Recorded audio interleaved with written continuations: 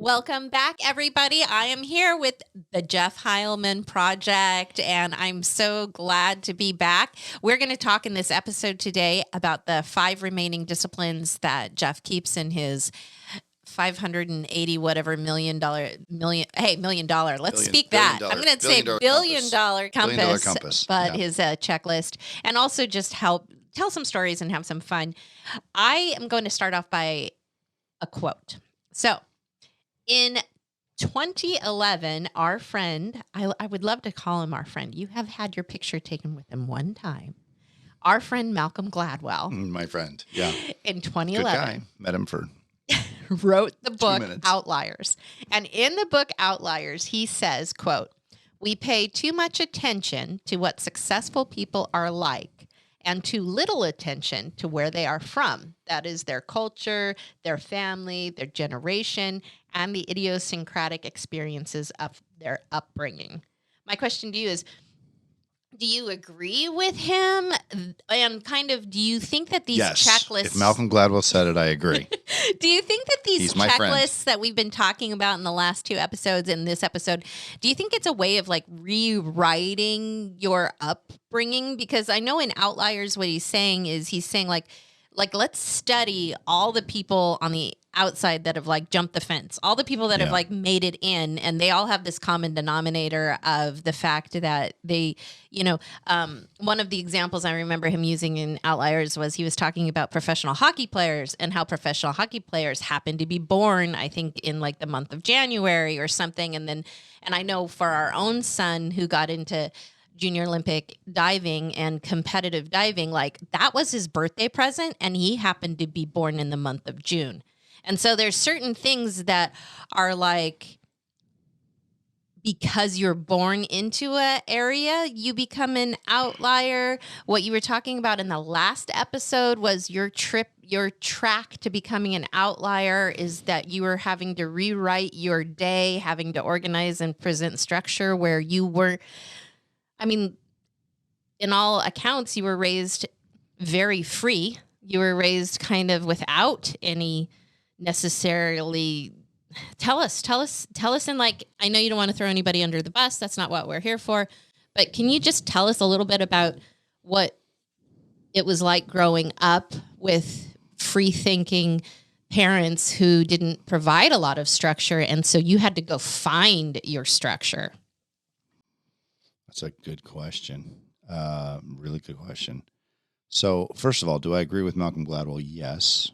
I think we don't pay enough attention. I think we pay a lot of attention to what people who are performing are like, but we may not be looking at where they're from. But ultimately, I'm going to take that one step further and say that, and I just thought of this as you were asking me the question, ultimately success is a trailing indicator. So what's the difference between a trailing and a leading indicator?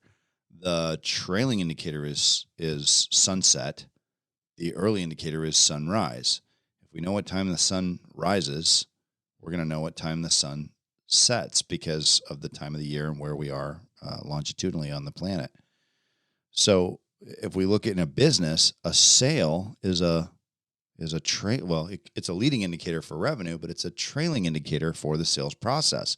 A cold call is a leading indicator for a sale, but a trailing indicator for research. So, all that to say is like, what happens first?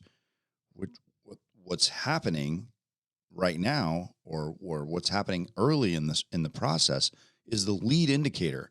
And I think a lot of people look at the trailing indicator of success, and I think this is where Malcolm Gladwell and I agree, is that love you, Uncle Malcolm. Is that most people look at the trailing indicators. What he's calling the trailing indicator of what people are like and the leading indicator of where they are from, I would like to take a little bit of a different spin on it and say, we're looking at the trailing indicator of what people do, hit 3-pointers on the basketball court like we were watching the Warriors do a couple of weeks ago when we were down there at the Chase Center. That's what they do. But what I think we fail to look at, and this will be our segue into the answer to your question of upbringing, is I think we fail to look at what's inside. because what's inside is the leading indicator. And I can say that every friend that I've had who's done really well and that we've seen success bloom on the outside had something inside of them that would not be denied. If you look at Napoleon Hill, I think he probably breaks down the success formula better than anybody I've ever seen. And what he effectively says, and this is from Outwitting the Devil, circa 2000, or published in 2013, annotated by Sharon Lecter, and originally written in 1937, is a definite major purpose with a burning desire to accomplish that purpose in back of plans, either definite or indefinite, which as a matter of fact become definite when in charge of a definite major purpose, with what he calls consistency and persistency of action, which produces what he calls hypnotic rhythm, or the spiritual undercurrent of habit over time. And that is the formula. That's the engine that you're cranking the crank. But all success begins with a burning, driving, white-hot desire. I had a driving desire that has caused me to work 16 and 18-hour days for as long as I can remember in order to accomplish what I set out to do. And I cannot say that I'm responsible for that drive. I don't know where it comes from. I don't know why it causes me to work as hard as I do. I don't know why I haven't given up after as many failures as I've had. It makes me think of that story of... It's inside of me, and I can't do anything about it. Wasn't there... Other than make it come out. Michael Jordan himself get denied varsity, and then he went and he over the summer he meditated on being tall. He got cut I don't know from what a 7th or 8th grade, and the basketball fans are going to murder me for this. But it was 7th or 8th grade. It was somewhere around high school, maybe freshman year of high school, which I don't know. North Carolina might be different, but high school for us is 4 years. Some places it's 3 years. But it was that first year of high school, I think, and he was cut from the team. He wasn't good enough. He wasn't big enough, and he didn't have the skill set, but there was something inside of him. And that's why the big,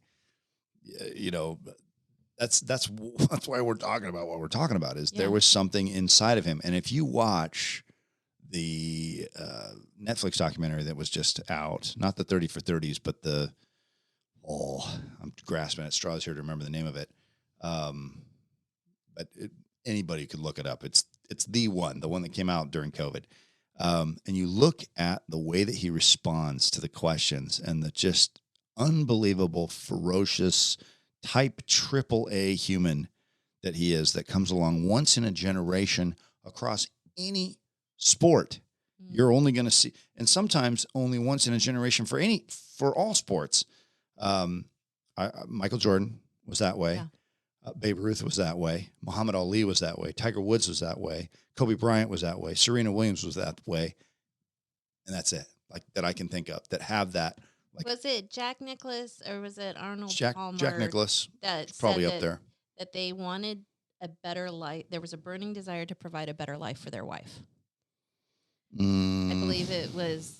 I don't know who said that, but it was one of the golfers, the professional golfers. Okay, and they had it's probably Arnold Palmer, but transitioning out from doing whatever their day job was to the reason why Jack Nicklaus at the time there wasn't any money in professional golf for playing tournaments. Sure. You might make in today's dollars $100,000, $150,000, but you could make in today's dollars, let's say $2 million or $3 million.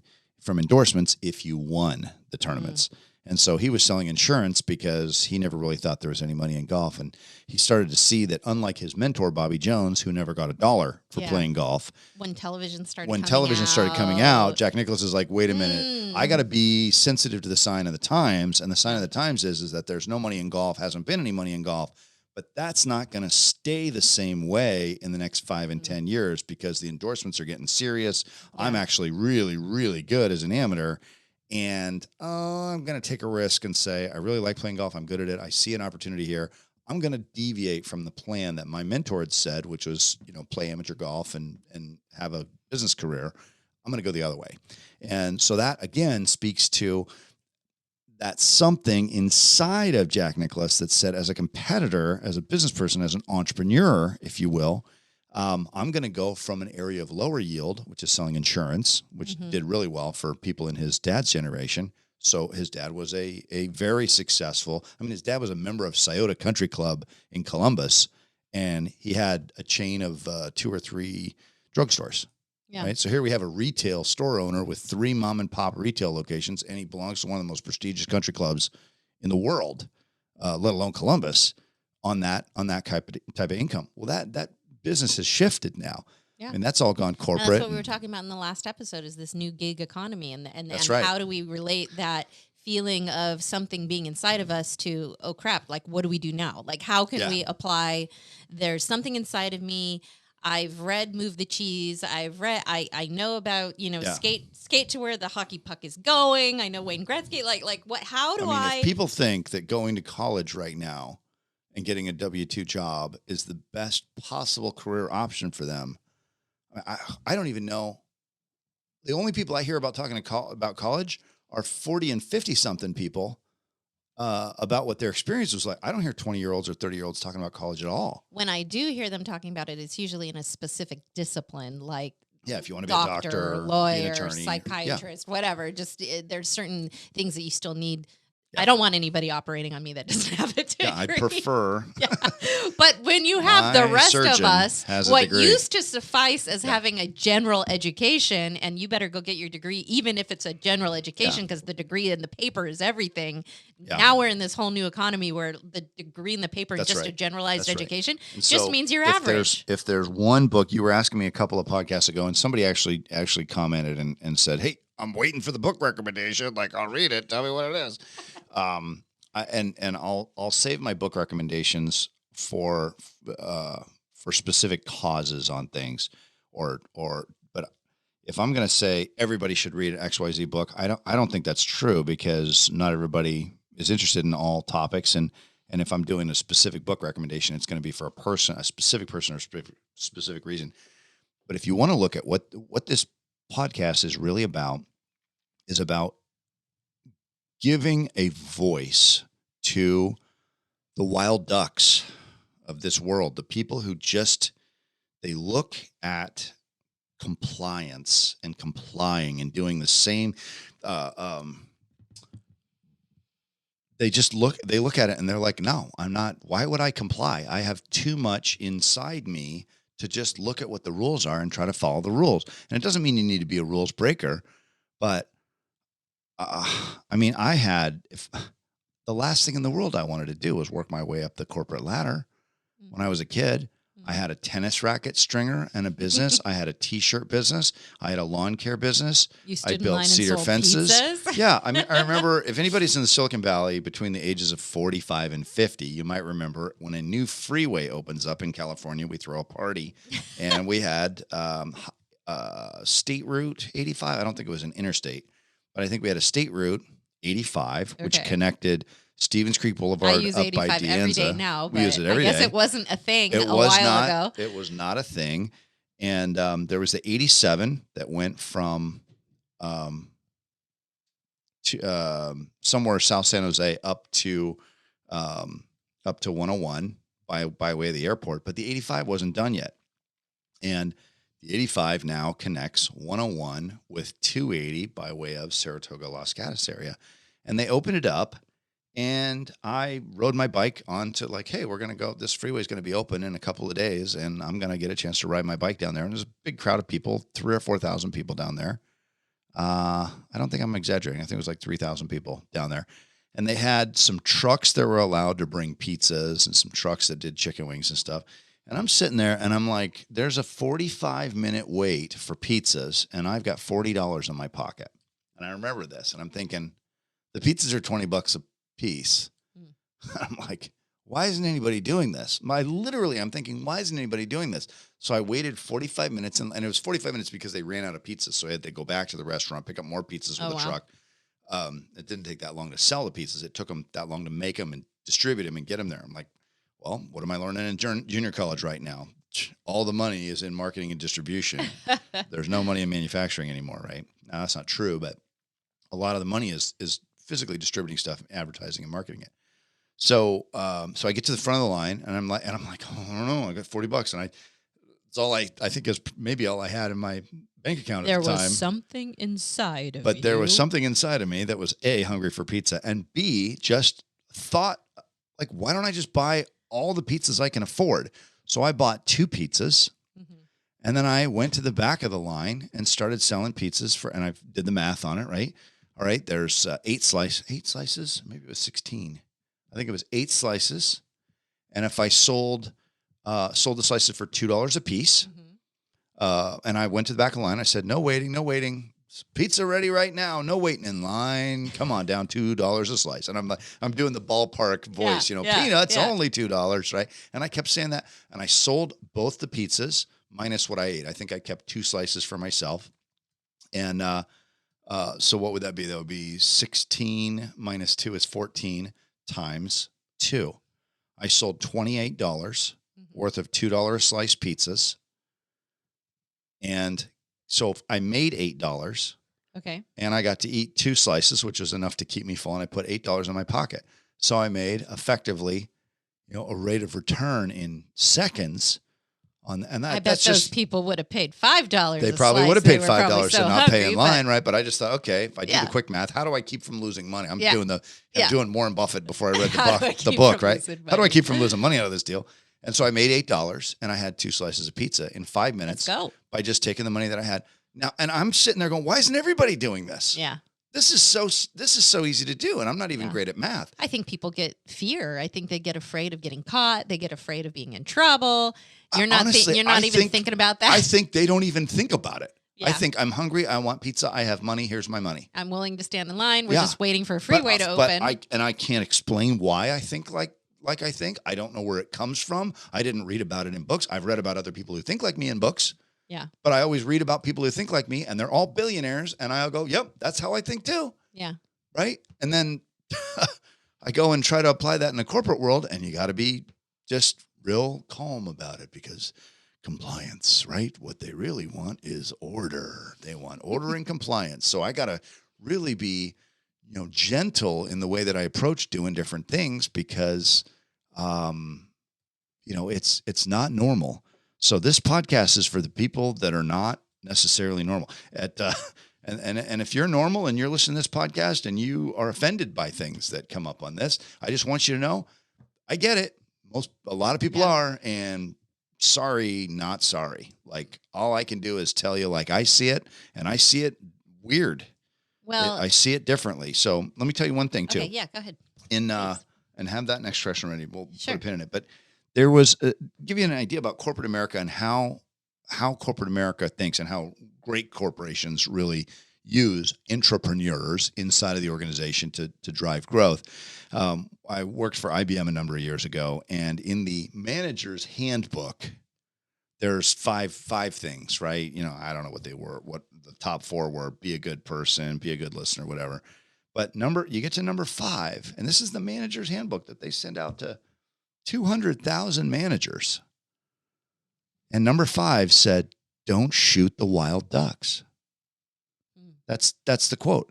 Don't shoot the wild ducks. Like I wanted to put that on I know you wanted the to call tagline for this podcast. And they're like, wait, is this a hunting show? Exactly. Is this a channel about fishing?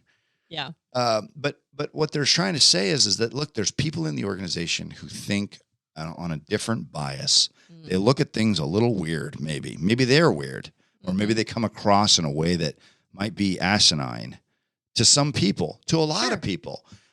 They sell pizza at the back of the line at a freeway opening. I mean, who does that kind of stuff? I don't know, but it made sense to me to do it at the time. This podcast makes sense to me to do it right now. I think that there's a demand out there for people to listen to fun and entertainment and some comedy and some instruction and a husband and wife, chatting back and forth. We'll have guests on the show coming up in future weeks.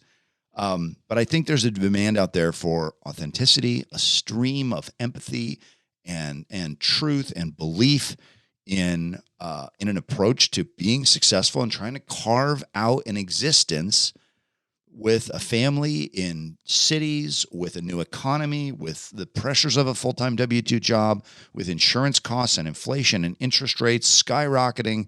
Like, where is where's the peace of mind? Where's the calmness that we can find from that? And we can find it in prayer. We can find it in scripture. We can find it in great books. And we can find it in understanding what the principles of success are that repeat throughout professional athletics, through the immigration process for people that come to this country for greater opportunity, in politics, in business and economics. There's principles that run like a golden thread woven throughout the brocade of all these different aspects of life. And if we can understand what those principles are and apply them, we're going to start getting the trailing indicators in our life, which is the money, the success, the public recognition, the fan bases, the subs, the listeners. All of that stuff will come if we double down on what the principles of achievement and success are that we're going to make the focus of this show. I'm excited. Go, My favorite story of yours is tell us, please, a little bit about when you flew out to Boise, Idaho, and you sat, because this man That's right funny. Here does not know how to take no for an answer. I know, I'm his wife personally. I know he does not know how to take no for an answer, but you applied that. You were a crazy duck and you stuck on this deal. You had the deal and it was falling apart. And you're like, you know what? I got to get in this. We live in California, the customer's in Idaho. And you're like, I've got to get into this person's. That's funny. I got to get in front of him. And he's not taking meetings from me. And you actually got on a freaking airplane and flew out and like sat in his lobby because you were going to get face to face in front of him. Do you not like that story? Because I love that story. No, the story is I got to protect the innocent. It's funny. I was actually texting one of the people involved in that earlier today. It's okay. We can call them X's because it's the Jeff Heilman Project, Big X. I just want to protect Mr. X. I want to protect some. I want to protect people. I just want people to be safe, right? Yeah. So there was a particular gentleman who was working for a large company, and I was working for a large company. Mm-hmm. And our companies were very closely aligned in that we were their biggest customer and they were our biggest customer. We sold more to them and they sold more to us. And we didn't consume, as much as either one of us was selling to each other. So we were very closely aligned. This was a huge project for this business in particular. It was millions and millions and millions of units times hundreds and thousands of dollars. I mean, monster collaboration. And our CEOs were on stage together presenting at a major show for the first time in the history of either our companies presenting together. Yeah. And our CEO had never spoken at this show before.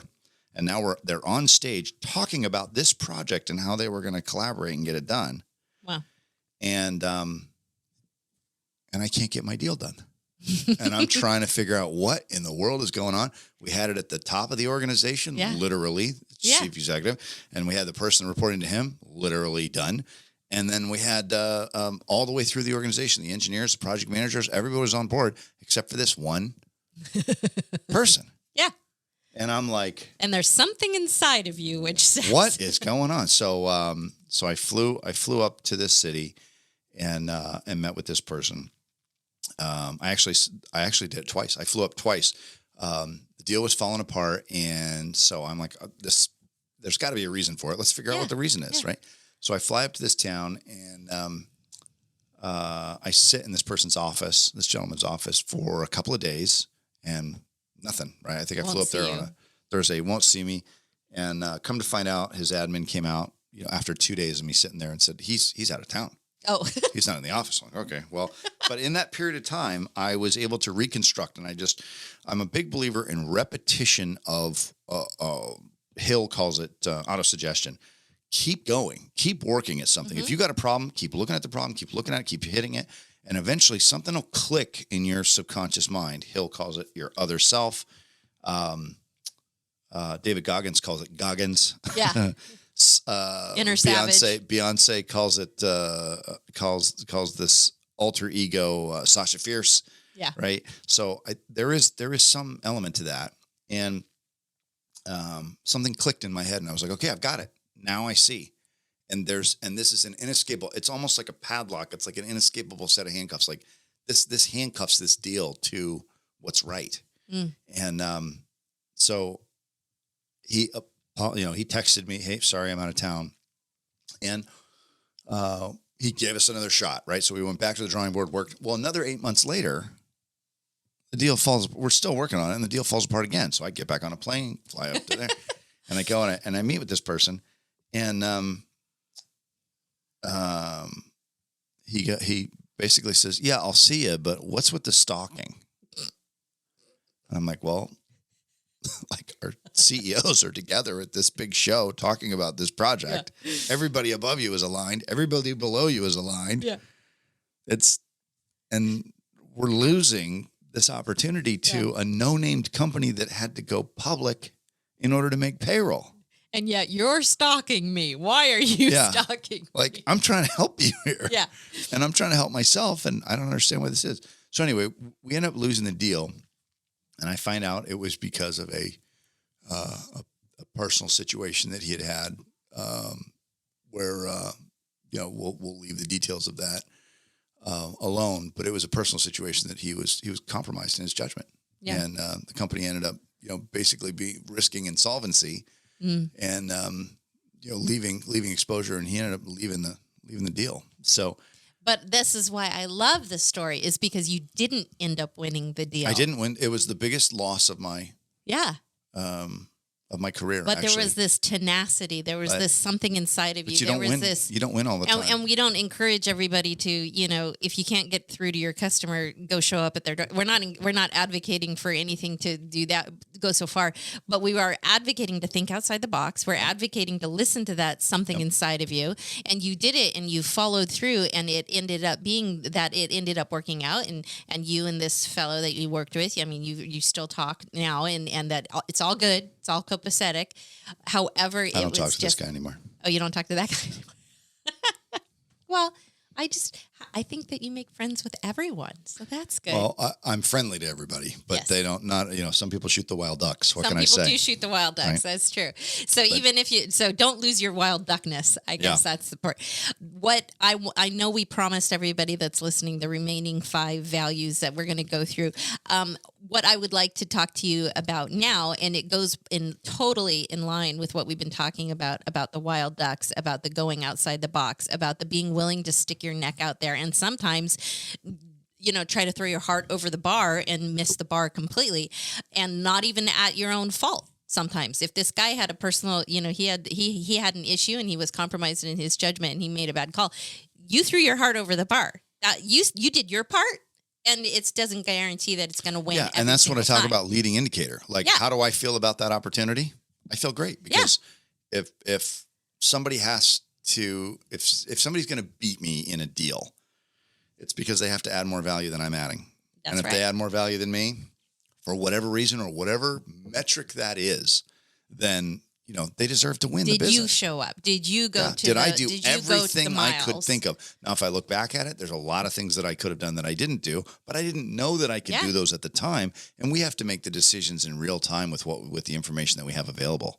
So I think it's David Allen's book, he talks about the 4 quadrants, and he talks about crazy maker. He talks about master and commander, and he's talking about, like, we all have this craziness, this wild duck about us. I happen to believe that we've all been given this something inside. And sometimes it looks really crazy, and sometimes it looks really sporadic. And sometimes people get afraid of letting it out because they've been beaten down so badly by external circumstances. But I love the quadrants and how he talks about, like, there is this ability to become a master and commander, and you can kind of function and let out that crazy maker. And so I want to talk to you a little bit about what makes you, how can you go from being a crazy maker into a master and commander? Is it all based on these checklists and these remaining 5, like these 9 things?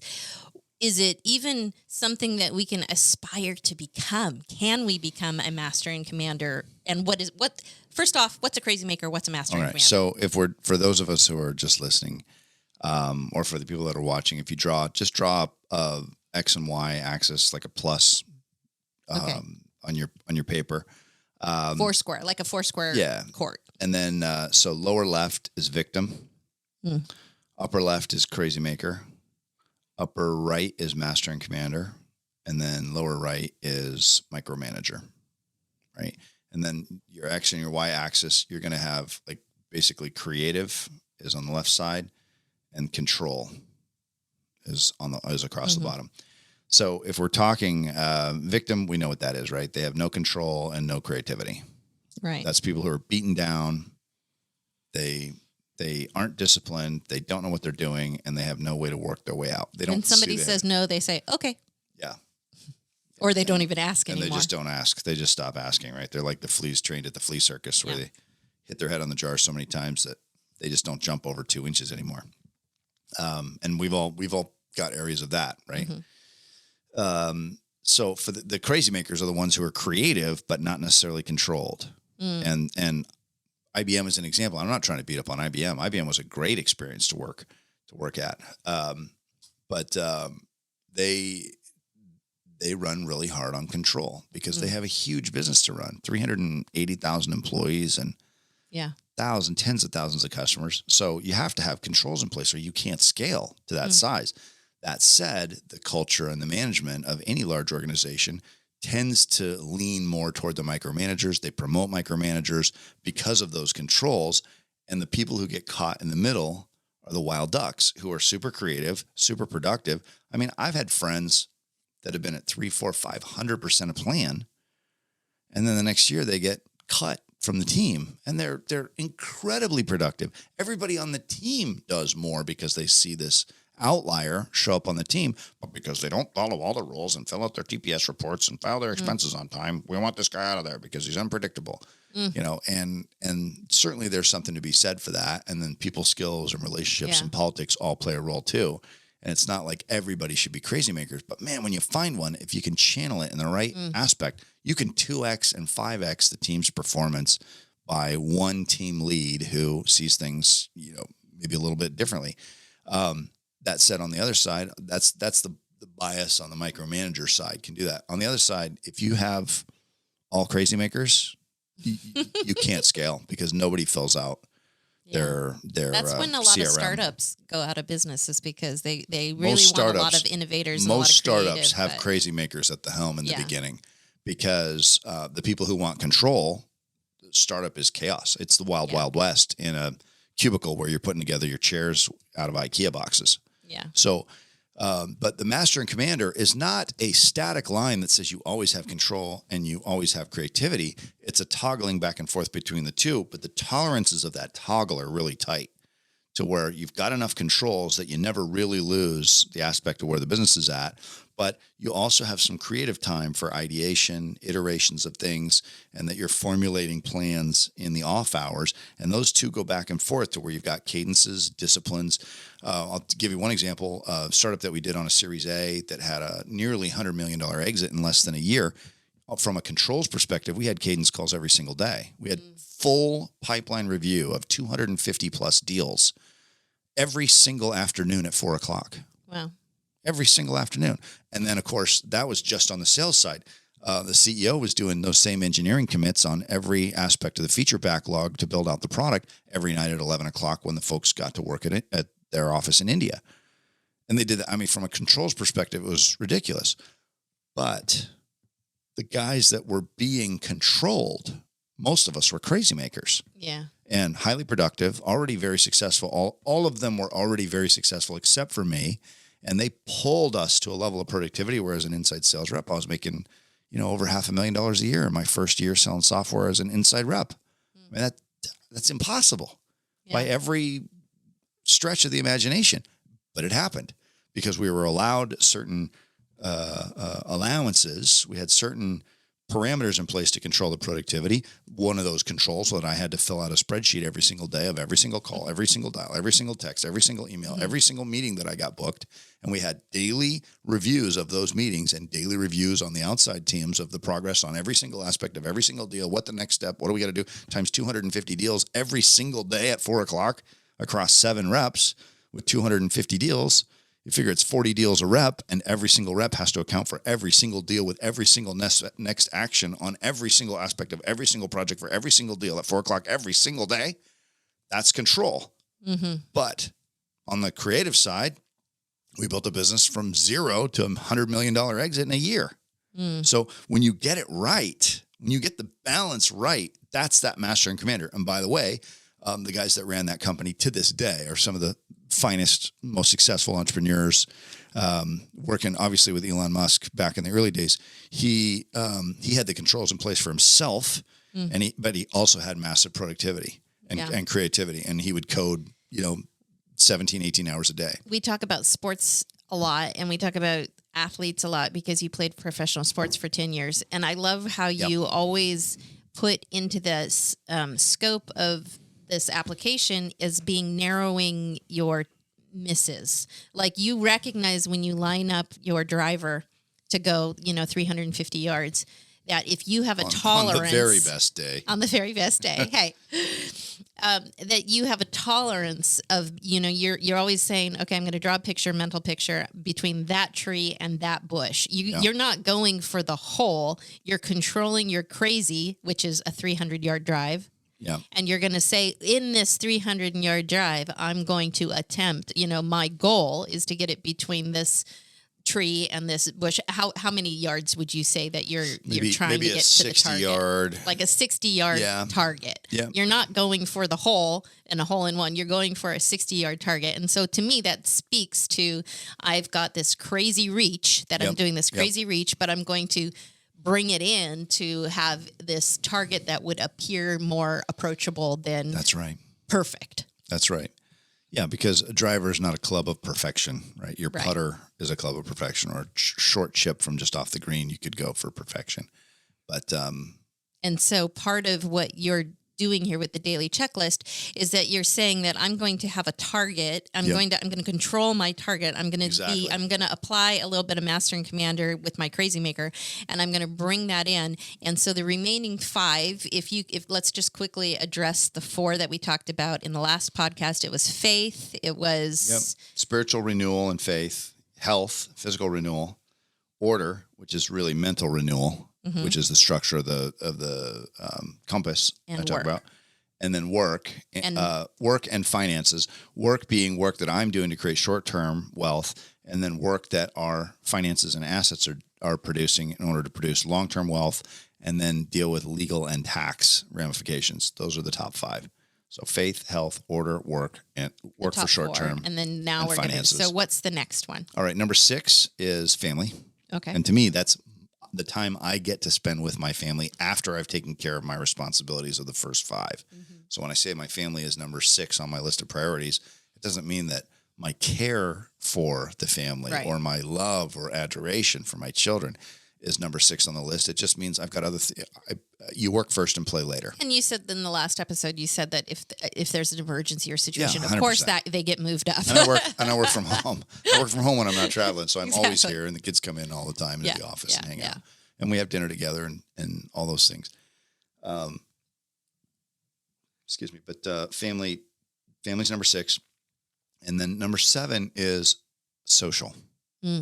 For me, social is really important. I spend a lot of time on the phone talking to friends. This is a social exercise. Yeah. This is something that's fun and social, something that I'm trying to contribute to the community.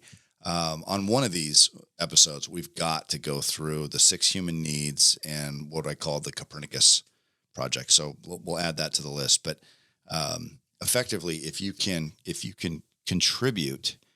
If somebody were to say, all right, give me 2 things that I can take away from this podcast, or give me 1 thing that I could take away that I can apply immediately, it would be to change the bias from just trying to get safe, or just trying to have variety, or just trying to be a tough guy, or significant, or just trying to connect with please, do you like me? Do you like me, Larry? Please, Larry. No. Any of those is going to end in disaster if those are the focus. But you'll get all 4 of those, and we'll go into this more in another episode. If the focus is on growing, so that you have something to give away, and then contributing so that it creates a vacuum and room for more growth and hopefully some financial resources and some time resources in order to go back and invest in growth. So when we shift our bias from certainty, variety, significance, or connection to other people, and we focus on growth and contribution, those actually act as concentric circles that feed off each other in an infinity loop. And you get certainty and significance and variety and connection to other people as a result. So this is all about a contribution to and a spark of a conversation that is already going on in society around what's going on with Silicon Valley Bank, what's going on with First Republic Bank right now, what's going on in the economy where people are actually losing their minds and their jobs, and finances are evaporating, and the stock market is changing. And I talked to a friend of mine earlier today. He's laid off from a business that I know pretty well, and it's been 4 months and he still hasn't found a job.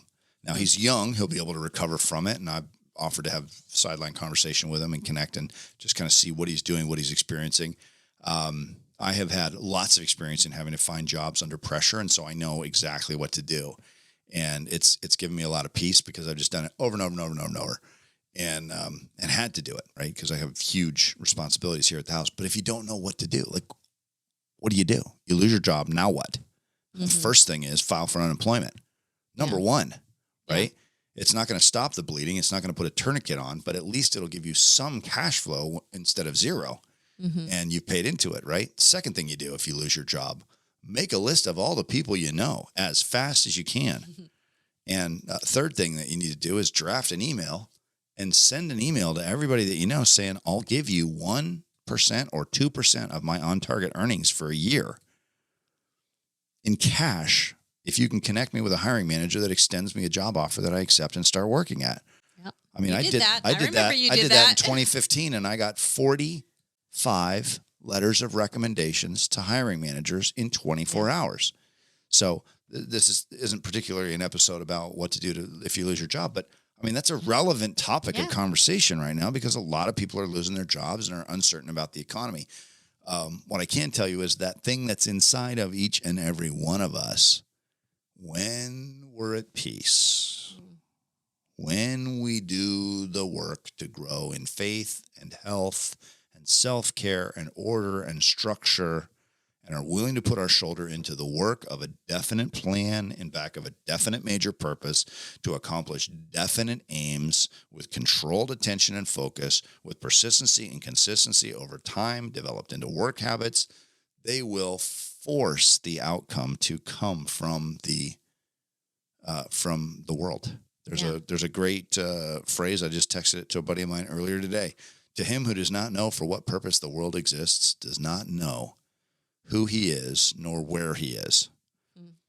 But if you know for what purpose the world exists, which is to bring forth, then you know that we're all farmers and we sow the seed of work and effort and temperament and patience into the universe, into the earth, into the lives of other people, into the social media feeds, into the posts, into the contributions that you make, and that will always bring forth, because that's what the world's here to do. I mean, I don't know if people really understand this, but the entire world would be out of food in a period of less than 6 months. The world would be out of food entirely. No more food. Everybody dies. If seed time and harvest ever stopped working. Yeah. Right? Which is why the whole concept of the fear of nuclear war is not that everybody would die from a nuclear explosion. It's that the pollution would cut out the lines in the sun, and then we wouldn't have seed time and harvest until the dust settled. Yeah. And that would mess up the growing season, and we wouldn't be able to transport the food if we could even grow it, and we don't even know if we can grow it. So I think Albert Einstein said, I don't know what World War III is going to be fought with as far as tools and weapons, but World War IV will be fought with sticks and rocks. Wow. Because there won't be anything left. So far as what he said, right? Yeah. So if we look at leading indicators for what we're doing in the economy, we need to be thinking in terms of seed time and harvest. We need to be thinking about making a massive contribution. And there is a book, and I'm glad I remembered to get back to this. There's a book that talks about that better than any I've ever seen, and it's called Linchpin, Are You Indispensable? By Seth Godin. I've listened to that book multiple times, and effectively, the call to action from the book is to make art. Let art, not money, have the last Let art, say. not money, have the last word, said the architect for the Crystal Cathedral to Robert Schuller when he built it in down in Southern California. So when we're creating, when we're making art, when we're making a contribution that is potentially unique to who we are as a person and to that special something that's inside of each and every one of us, we are in the zone. We are in our best position to be able to serve and to add value to people. And the people who do that, they're always taken care of. Yeah. Remy in Ratatouille, That's right. I was just thinking of that quote. That's right. Food always comes to those who love to cook. That's right. So as we're finishing, just so we got Malcolm Gladwell, we got Disney. Yeah, we're all over the map. We're all here. over. Just touch quickly on 8 and 9, and then what we're going to be doing, listeners, is that, or watchers, is that in the next 9 weeks we're going to go deeper into each one of these as the individual values and find out what's on the checklist for each one. But there are 2 more, 8 and 9, which are. That's right. So number 6 was family. 7 is social and reconnecting with friends, and I keep a loose circle of probably about 120 really good friends that I spend a lot of time checking in on. Let's say every quarter, and then I've probably got a tighter circle of maybe 50 or 60 that I'm talking to on a weekly or monthly basis, and so that's important. And then number 8 is recreation. So today, I just bought the Pip Deck. Storyteller cards off of Facebook, and I spent a couple hours watching the tutorials on how to use those in order to build better storytelling aspects. So that's a form of recreation to me. Now it's education, which is number 9, but it's also recreation. We were planning a trip. We just did a trip to Disneyland in December that was incredible. Probably one of the best weeks of my entire life was that week at Disneyland. It was so much fun to be able to have all 7 kids together because Jeffrey's moved out to the East Coast now, but recreation is critically important. Your dad actually taught me to, I used to think work hard, play hard. You work hard so that you can play hard. And he was like, no, it's the other way around. Yeah. You're going to work hard whether you play hard or not. You play hard so that you have the energy to keep putting your best self together. You need that recuperation and rest. It feeds you energy. It fuels your work. And he is the master of taking super cool vacations all over the planet and got us hooked on them and excited about them. And then number 9 is education, which to me just says you got to be looking around the corner. My good friend Kevin, who will probably be on this podcast in the future, says he's always looking around the corner. And even if he can't see around the corner, he's looking for the glint of a rearview mirror of a parked car so that he can kind of see what's going on around the corner. And because of that, because I feel like I'm always saying to people, let's look at the big picture. And what does done look like? What does done look like? And what's the big picture? What are we trying to get accomplished? To me, education is a really big part of that. And right now, if you look at what's happening in technology, you've got some shift in values. You've got 3.7,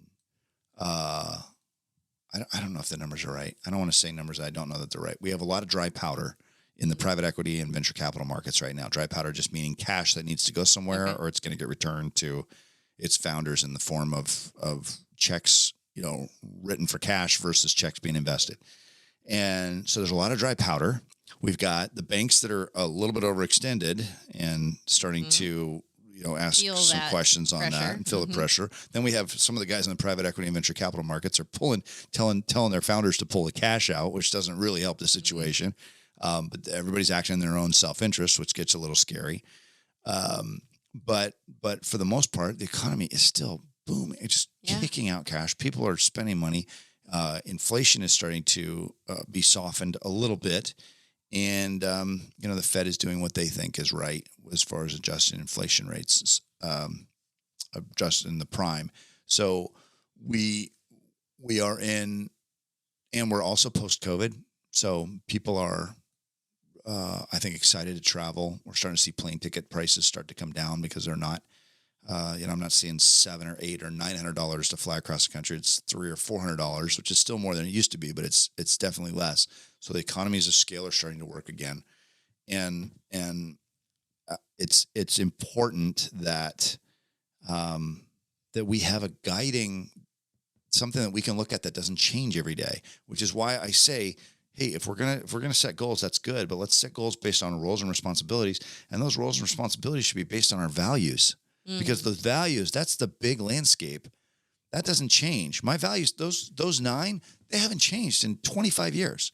It's always been these. The only thing that came late was order, because I realized I just wasn't as structured as I needed to be. And as soon as I understood that order needed to be part of that, part of those 8, now 9, and then I restructured it and said, no, order needs to come after faith and health for me, then now it's easy for me to do this. Right? It's 2 hours, 3 hours, plus it's an hour and a half every day doing cleanup against this thing. I mean, this is a nasty beast right here to obey this thing. But without this, I can't be the kind of person that I want to be. And if the secret of success is parity, in that you have to see yourself and be who you see yourself to be. If I see myself as being highly productive and successful, and I see my value as order as number 3 behind faith and health, then I have to do the checklist. You have to have the checklist. I have to have this, because I can't be the person that I see myself to be without it. Well, thank you very much for sharing that checklist with us. Again, thank you for being available to us. Thank you for also preparing us to be able to go into these next 9 weeks and be able to really drill down as to, I think there's going to be a lot of people out there that are going to be thinking, what are my values? And like you said, to every person, those values are going to be different, and that nobody should be ashamed if they value a certain thing over another thing, because everybody has their own unique voice. Everybody has that something 100%. inside of them that's begging to come out. And hopefully we get to help some people let that inner thing come out and come speak loud and clear across the horizon into their future. So thank you guys for tuning in. Thank you for liking, subscribing, doing all that stuff. But most importantly, we really appreciate the fact that you gave us some time to hear us out, and we would love to hear from you as well. So don't hesitate to reach back out to us or DM. See you next Jeff episode. Heilman. See you next Heilman. See you next episode. Project. Thanks for tuning into the Jeff Heilman Project. Have a great day.